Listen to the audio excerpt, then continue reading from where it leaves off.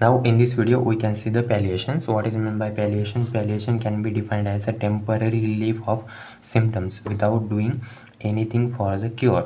What is meant by palliation? Palliation का meaning होता है temporary relief of the symptoms. अगर कुछ साइन एंड सिम्टम्स पेशेंट के अंदर प्रेजेंट है और उस साइन एंड सिम्टम्स के लिए हमने उसे टेम्पररी रिलीफ के लिए कुछ मेडिसिन प्रिस्क्राइब की, जिसकी वजह से उसे टेम्पररी रिलीफ मिल गया, तो उस मेथड को हम बोलेंगे palliations method.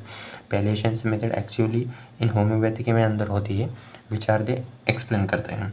Like we know that the homeopathy is based on the nature's law of cure, very well known, and we claim that the homeopathy treats the root cause of disease, not only the cause, not treat only the disease.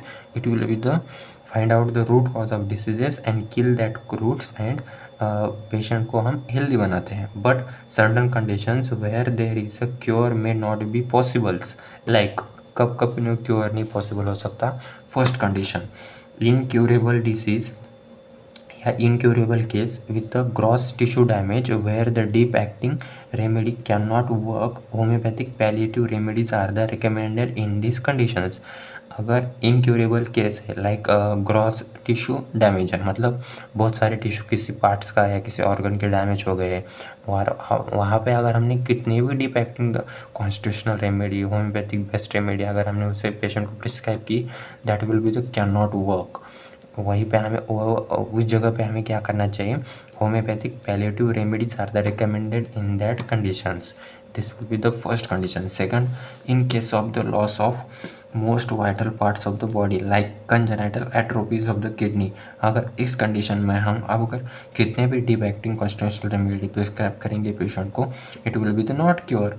Some cases after the surgical removal of the organ, अगर कोई हमने organ surgery के through remove कर दिया है, अगर उस condition में हम अब deep acting constitutional remedy patient को प्रिस्क्राइब करेंगे, that will be the not cure. उस जगह पे हम only palliative remedies will be the gives to the patient. According to the footnote of aphorism number 67, doctor Hahnemann's allow the application of the antipathic measures. Doctor Hahnemann ने पहले allow नहीं किया था, लेकिन उन्होंने footnote of the aphorism number 67 के अंदर कुछ एंटीपैथिक मेजर जो होते हैं उनके लिए उन सर्टन कंडीशन के अंदर उन्होंने अलाउ किया. What are that condition? That is the first, it will be the most urgent cases. अगर कोई मोस्ट अर्जेंट एक्सीडेंट हो गया या कुछ अर्जेंट केस है, तो उस कंडीशन में हम homoeopathic remedy it will be the not applicables. That point only antipathic measures और antipathic remedy are the applicable. What is mean by antibiotic? Like electric shock देंगे अगर पेशेंट को it will be the need necessary होगी, तो क्यों उसके बाद strong coffee, क्यों application of the heat give the irritability and sensitivity to the vital force, जिसकी वजह से क्या होगा, पेशेंट कॉन्शियस में आएगा और उसके बाद उसकी हेल्थ कंडीशंस सुधरेगी. Second, in most sudden accidental cases और एक्यूट पॉइजनिंग केसेस के अंदर it will be the palliative methods will be the prescribes. What is the merits of the palliations? Palliation method या पैलिएटिव रेमेडी की what merits क्या है?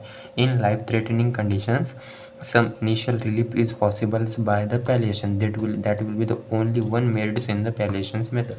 What are the demerits? Demerits are the most of the, that is, it is not the curative process, it is the extremely faulty methods. According to the Dr. Hahnemann, it is not the true curative procedures. Second, it is the conditions of the patients become worse after the initial relief of the symptoms. अगर हमने पहले sign and symptom को relief दिया, तो जब second time उसके sign and symptom आएंगे, it will be the worst conditions of the patients. Third है repeated use of the palliation क्या palliative remedy harmfuls to the body. Fourth है harmful होगी वो बॉडी के लिए. Fourth, palliation is unscientific treatment है, उसका कुछ बेसिक नहीं है, साइंटिफिक प्रूविंग नहीं है. It will be the just theory and that will be the unscientific treatment. Fifth, prolonged palliations. Palliative treatment will aggravate the symptoms at every steps of the repetitions of the remedies.